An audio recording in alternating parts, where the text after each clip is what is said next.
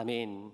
오늘 우리에게 주시는 하나님의 말씀은 고린도 후서 5장 17절에서 21절까지의 말씀입니다.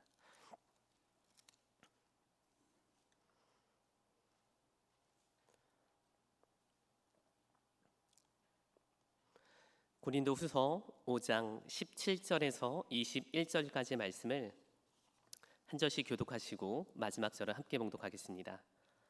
그런즉 누구든지 그리스도 안에 있으면 새로운 피조물이라. 이전 것은 지나갔으니 보라 새 것이 되었도다.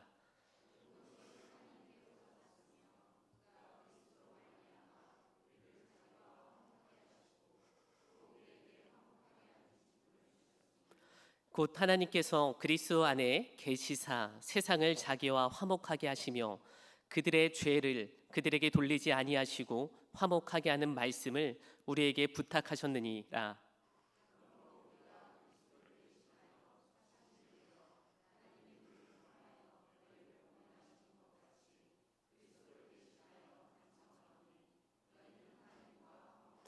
함께 봉독하시겠습니다. 하나님이 죄를 알지도 못하신 이를 우리를 대신하여 죄로 삼으신 것은 우리로 하여금 그 안에서 하나님의 의가 되게 하려 하심이라. 아멘. 할렐루야. 수요 성화 예배에 오신 우리 성도님들을 주님의 이름으로 사랑하고 축복하며 예수님 닮아가는 한 절의 시간 되기를 간절히 소망합니다. 인생은 언제나 선택의 연속입니다. 내가 무엇을 선택하며 살아왔는지 지금의 삶을 돌아보면 어떤 선택이 나를 이끌었는지 알 수 있는 것이죠. 오래전 MBC에서 방영된 개그 프로그램 일요일 밤에라는 시청률이 매우 높은 프로그램이 있었습니다. 이곳에는 너무나도 유명했던 프로그램 그리고 스타들이 넘쳐났는데 이희재 씨가 주인공으로 등장하는 인생 극장, 한 가지 난감한 상황 그리고 또 두 가지를 다 선택하고 싶고 또한 두 가지를 거부하고 싶은 굉장한 다양한 상황 가운데 그의 결심의서를 외치면서 각각의 상황, A를 선택했을 때와 B를 선택했을 때 어떤 결과를 초래하는지에 대해서 보여주는 프로그램이었습니다. 이는 현실에서 불가능하지만 또 다른 대안을 살펴봄으로 대리 만족을 누릴 수 있었던 프로그램으로 기억됩니다.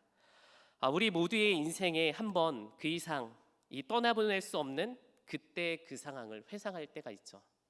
그때 내가 그 남자 만났어야 됐는데, 내가 그때 그 얘기를 꺼내지 말았어야 됐는데, 이 다양한 상황 가운데 우리가 붙들려서 인생을 살아간다는 거예요. 내가 그때 그곳을 가지 말았어야 했는데 라는 이 비현실적인 역사 속에서 우리는 계속해서 과거에 내가 하지 못했던 것에 이미 했던 것을 후회하며 계속 과거에 붙들려 살아간다는 것이죠. 그러나 이것은 우리의 본질이라는 것이죠. 성경은 한 사람의 인생을 놓고 분명하게 말하기를 어머니의 태에 있을 때부터 죄인이라고 말합니다. 우리는 늘 옳은 선택을 하기 위해서 고민하죠. 그런데 그 고민의 중심에는 탄심과 탐욕, 그 안에서 자유로울 수 없는 우리를 발견하게 됩니다. 이 하나님을 위해서 살겠노라 하지만 그것을 잔잔하게 살펴보면 A와 B를 신중하게 선택하려는 그 근본 이유는 내가 하나님 앞에 흥해야 되기 때문이라는 것이죠. 그래서 무엇을 쌓아 나를 지켜보려 하지만 성경은 그런 우리에게 한낱 입김과 같은 언제 사라질지 모르는 존재라고 정의하고 있습니다. 심지어 시편 90편에 우리의 연수가 70이요 조금 더 산 사람을 80이라고 했을 때 그 연수를 뭐라고 정의하고 있느냐? 수고와 슬픔뿐이라고 정의하고 있습니다. 그러니 우리가 어떤 선택을 해도 이 성공한 인생으로 우리를 성경은 보고 있지 않다라는 거예요. 그러니까 우리가 이 땅에서 성공을 위해서 달려가지 않아야 될 이유가 성경은 우리를 성공한 인생으로 정의하는 것이 아니라 죄인으로 바라보고 있다는 것입니다.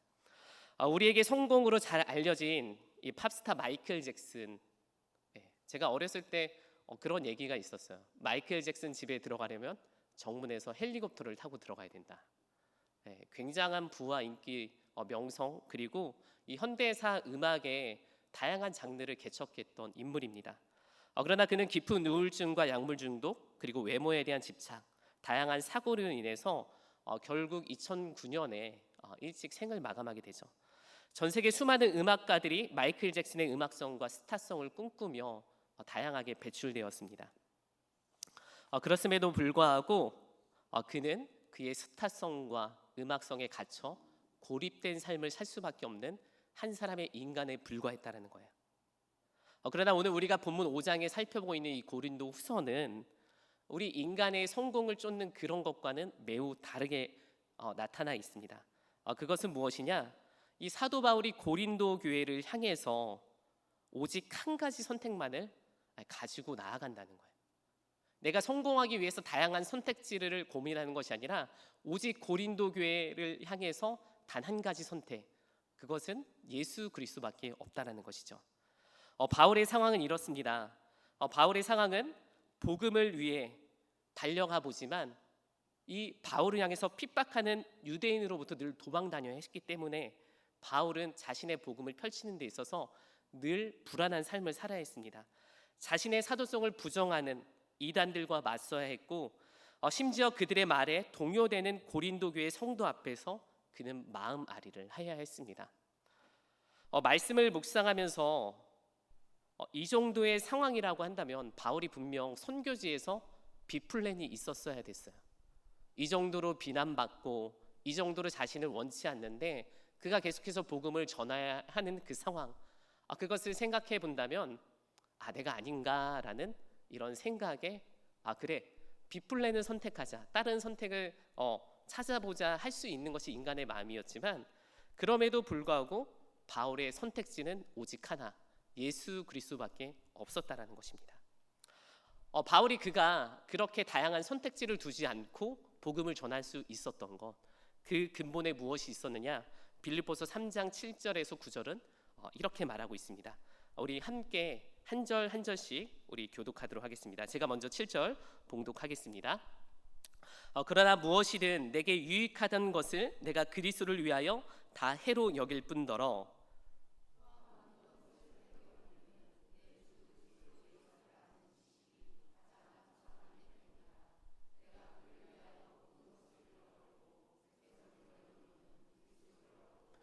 그 안에서 발견되려 함이니 내가 가진 의는 율법에서 난 것이 아니요 오직 그리스도를 믿는 믿음으로 말미암은 것이니 곧 믿음으로 하나님께로부터 난 의라.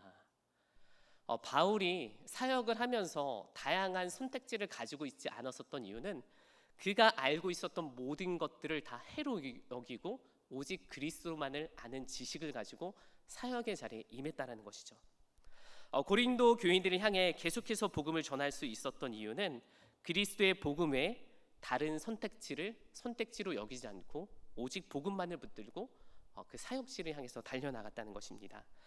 1998년 이 개봉한 스티븐 스필버그의 감독 이 라이언 일병 구하기 굉장한 흥행작으로 기억됩니다. 대중들에게 많은 사랑을 받았는데요. 이 영화는 2차 세계대전을 배경으로 이 연합군과 독일군 사이에 벌어지는 전쟁 내용을 담고 있습니다. 내용을 짧게 요약하자면 2차 세계대전이 종전을 앞두고 있는 상황 가운데 미 행정부에서 한 가지 충격적인 사실을 발견하는데 이 한 가문의 4명의 아들이 이 전쟁에 참여하게 됐는데 3명의 아들이 전사했다라는 거예요. 그로 인해서 이 미 행정부가 마지막 생존해 있는 이 제임스 라이언을 구하기 위해서 이 특별 작전에 돌입하게 됩니다. 극중에 이 특별 작전의 리더를 담당한 밀러 대위, 우리가 잘 알고 있는 톰 행크스가 그 대위 역할을 맡고 이 8명의 대원과 함께 이 제임스 라이언이 있는 곳을 찾아 헤매기 시작합니다. 이 드넓은 전쟁터를 찾아 헤매면서 죽을 위기를 여러 번 고민하게 되는데 그 팀 안에 이런 고민들이 생겼어요. 이 8명의 목숨을 가지고 1명을 구하는 것이 맞나? 수의 계산으로 보면은 가면 안 되는 작전이었습니다. 그럼에도 불구하고 이 밀러는 이 미 정부로부터 부름받은 사명을 완수하기에 여러 가지 내적 갈등을 겪지만 그의 선택지는 오직 하나였다는 거예요. 미 행정부에 부름받은 그 사명을 완수하기 위해서 이 라이언을 찾아 떠나는 것. 결국 캡틴 밀러는 이 미 행정부의 부름에 따라 이 라이언을 구하고 그곳에서 전사를 하게 됩니다. 오늘 고린도전서 5장의 말씀을 묵상하며 바울이 고린도 교회를 향해 계속해서 꺾이지 않는 마음을 주장할 수 있었던 것은 바울의 마음 가운데 고린도 교회 외에 다른 선택지를 그 마음에 품지 않았기 때문이라는 것이에요. 이는 하나님께서 예수 그리스도를 이 땅에 보내주심으로 영원한 화평이 되어주신 것처럼 바울 또한 하나님께서 바울에게 맡겨주신 그 고린도 교회를 향해서 자신이 화평의 도구로 나아가기를 작정했다는 것이죠. 함께 5장 18절에서 19절의 말씀을 우리 봉독하도록 하겠습니다. 오늘 본문 18절에서 19절의 말씀입니다. 모든 것이 하나님께로서 났으며 그가 그리스도로 말미암아 우리를 자기와 화목하게 하시고 또 우리에게 화목하게 하는 직분을 주셨으니 곧 하나님께서 그리스도 안에 계시사 세상을 자기와 화목하게 하시며 그들의 죄를 그들에게 돌리지 아니하시고 화목하게 하는 말씀을 우리에게 부탁하셨느니라. 아멘. 위 본문을 살펴보면 화목하게 한다라는 단어가 4번 등장하게 되는 것을 볼 수 있습니다. 이 화목하게 하는 이 단어, 이 원어로 보면 카탈라소라는 이 헬라어인데 그 뜻은 무엇과 바꾸다라는 거예요. 교환하다. 그러니까 화목하게 하기 위해서 내가 어떤 것을 맞바꾼다라는 의미를 담고 있습니다. 즉 화목하게 하는 것은 내가 가지고 있는 시간과 물질, 그것을 예수 그리스도의 복음을 위해서, 화평을 위해서 맞바꾼다라는 것이죠. 바울이 계속해서 이 고린도 교회를 선택한 것은 자신의 삶을 들여 예수님이 이 땅에 자신의 생명과 맞바꾼 것처럼 자신도 고린도 교회를 향해서 그렇게 맞바꾸기 원했다는 것입니다. 우리가 큰빛 축제를 준비하며 나아갑니다. 기도하고 한영혼 작정 카드를 기록하면서 하나님께 봉헌하기도 하죠. 그런데 더 중요한 것은 우리의 신앙이 고백에서만 그치는 것이 아니라 이렇게 내가 결단한 것을 삶으로 행하는 것, 화평케 하기 위해서 내가 무엇으로 그것을 맞바꿀까 고민하는 자리까지 나아가야 된다는 것이죠. 그런데 우리는 이런 가치를 맞바꾸려 하는 것에 대해서 주저합니다. 왜냐? 손해봐야 되기 때문에 그래요. 생각과 관념으로 사로잡혀 있던 것 가운데 이것을 믿음으로 행해야 됩니다. 내 신앙의 고백을 삶의 변화로 일으켜 세워야 되는 과정이라는 거예요. 심지어 자신의 가치와 화목하게 애쓰려 하는 것, 이것에 있어서 우리가 주저한다라는 거예요. 누가복음 13장 1절에서 5절의 말씀을 살펴보면 이 예루살렘 가운데 실로암 망대가 무너지게 되죠. 그러면서 8명의 사람이 죽게 되는데 이때 이를 지켜보던 사람들이 저들의 죄로 인해서 저들이 죽임을 당했다고 말합니다. 그런데 예수님께서 망대에 깔려 죽은 사람들은 죄가 더 있어서 깔려 죽은 것이 아니라 회개하지 않는 이들, 너희들도 이 심판에 면하지 못한다라는 거예요. 무슨 말이냐? 모든 사람이 신앙을 고백으로 끝나는 것이 아니라 삶을 돌이켜야 된다는 거예요. 그들이 고백한 대로 삶을 살아가는 것, 행위의 자리까지 나아가는 것으로 말하는 것이 오늘 이 사도 바울이 그토록 화평과 맞바꾸기 위한 삶이었다는 것이죠. 오늘 이 자리에 앉아 계신 모든 성도가 하나님의 은혜 가운데 부름을 입었습니다. 은혜가 아니고서야 이 자리에 앉아 있을 수가 없습니다. 그러나 우리는 이 부름을 은혜로만 그치는 것이 아니라 오늘 우리에게 화목하게 하는 사명을 이미 받았으니, 이미 우리에게 그 사명이 주어졌으니 값없이 받은 은혜를 어떻게 해요? 우리가 화평의 가치로 맞바꿔야 된다는 거예요. 그래서 성도에게 주어지는 은혜는 값없이 주어졌지만 이 성도에게 주어진 사명은 반드시 그 값을 지불할 때만 성도의 가치가 빛이 날 수 있다는 거예요. 값없이 은혜로 받아서 성도라고 이 일컬음을 받는데 그 성도에게는 그에 걸맞는 사명, 그 행위가 뒤따라 와야 된다는 것이죠. 바울은 이 사명을 감당하기 위한 3가지 자세를 오늘 우리에게 말하고 있습니다. 첫째, 그것이 무엇이냐? 두려움으로 행하는 것이에요. 우리 함께 따라하겠습니다. 두려움으로 행하라. 오늘 본문 11절의 말씀을 살펴보게 되면 우리는 주의 두려우심을 알므로 사람들을 권면하거니와 우리가 하나님 앞에서 알리어졌으니 또 너희의 양심에도 알리어지기를 바라노라.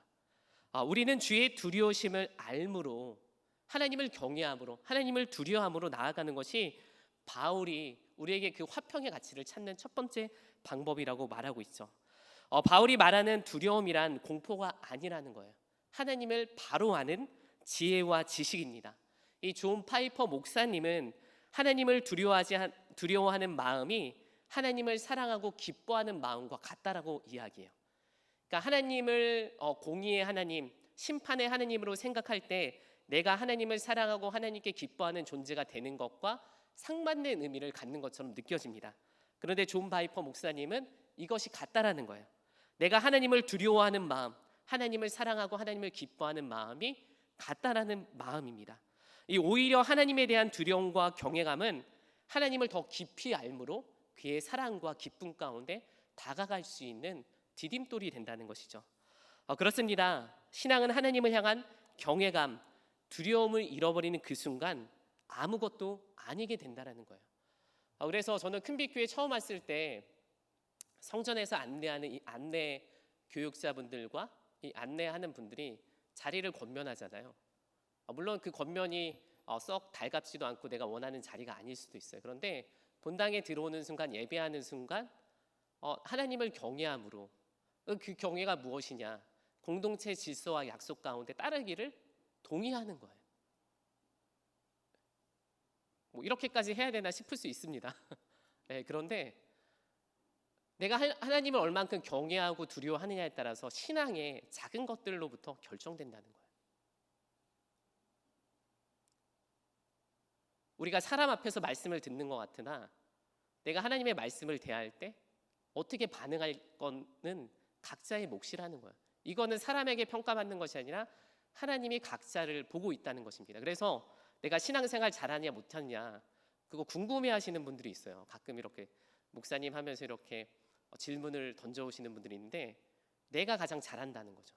내 양심이 그걸 알고 있다는 거예요.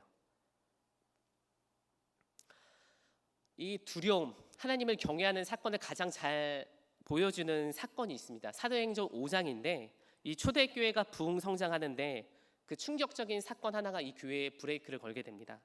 그것은 아나니아와 삽비라 부부가 자신의 밭을 팔고 그 일부를 헌금하고 죽임당하는 사건이에요. 교회가 막 신나게 부흥하는 과정 가운데 초상집, 줄초상이 나기 시작하는 것이죠. 그들이 왜 죽었느냐? 그것은 바나바와 같이 자신의 밭을 팔아 마치 전부인 것처럼 그들이 교회와 성령 앞에 바쳤다는 거예요. 돈을 적게 바쳐서 죽은 것이 아니라 교회와 성령 앞에서 마치 그것이 전부인 것처럼 바쳤기 때문에 그들이 죽음을 면치 못했다는 것이죠. 당시 아나니와 삽비라가 바친 헌금의 액수는 알 수 없지만 밭을 팔아 일부를 바쳤다 하더라도 그 액수는 결코 적은 것이 아닙니다. 그러니까 성경이 우리에게 많고 적음을 말하는 것이 아니라 그의 마음을 받기 원한다는 것을 교회와 공동체에게 분명히 가르쳐주고 있다는 거예요. 이것은 구약에서도 가인과 아벨의 제사를 통해서 분명히 밝히 드러내고 있다는 것이죠. 그래서 우리가 하나님을 경외하는 건 이것은 내가 남에게 잘 보이기 위해서 내 가치를 높이기 위해서 하는 것이 아니라 이미 내가 하나님 앞에 서는 과정이라는 것이죠. 때때로 우리의 사역이 홀로 남겨져 있다라는 생각을 받을 때가 있어요. 그럴 때 참 씁쓸합니다. 이거 우리의 공동체의 약속인데도 불구하고 그 약속이 지켜지지 않을 때 한두 번이면 좀 괜찮죠. 근데 수도 없어요. 수도 없어. 그러면 씁쓸해요. 내가 뭐 하는 건가? 바보인 양 같은 생각이 듭니다. 물론 이거 굉장히 어려운 싸움이에요. 그런데 이때 하나님을 경외하고 두려운 마음으로 나간다. 이러한 두렵고 씁쓸하고 이 외로운 가치를 이겨낼 수 있다는 거예요.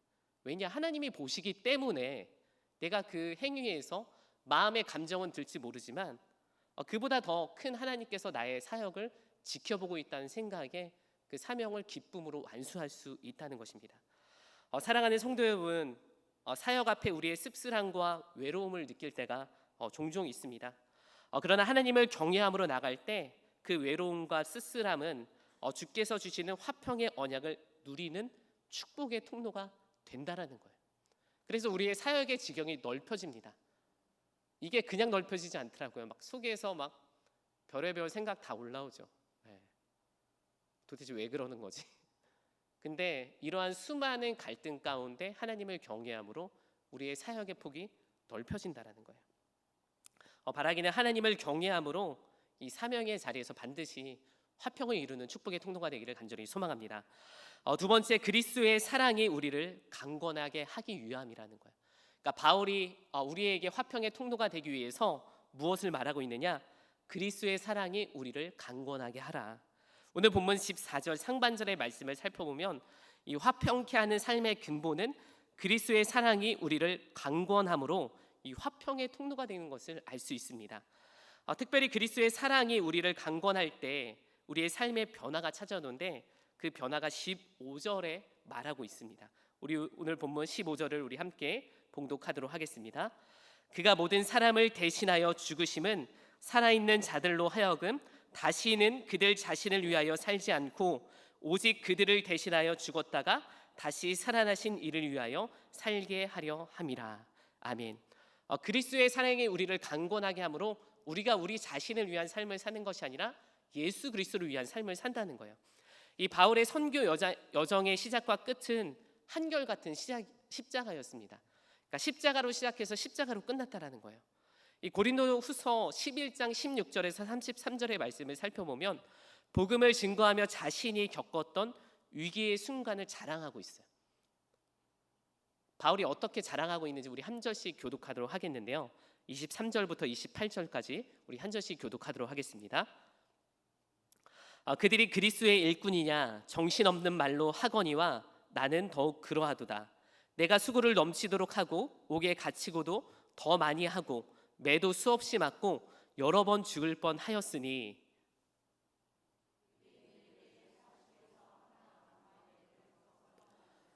세 번 태장으로 맞고 한 번 돌로 맞고 세 번 파손하고 일주야를 깊은 바다에서 지냈으며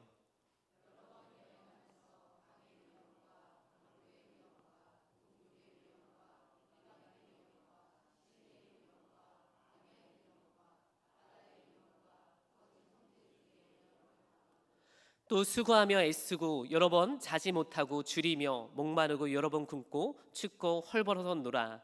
함께 봉독하시겠습니다. 이 외의 일은 고사하고 아직도 날마다 내 속에 눌리는 일이 있으니 곧 모든 교회를 위하여 염려하는 것이라. 아멘.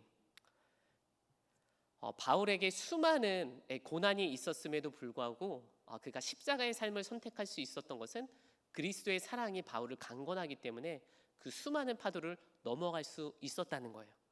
이뿐입니까? 바울은 바리새인 중에 바리새인, 유대인 중에 유대인이었으며 그가 당시 유명했던 가말리엘의 학풍의 졸업생이었습니다.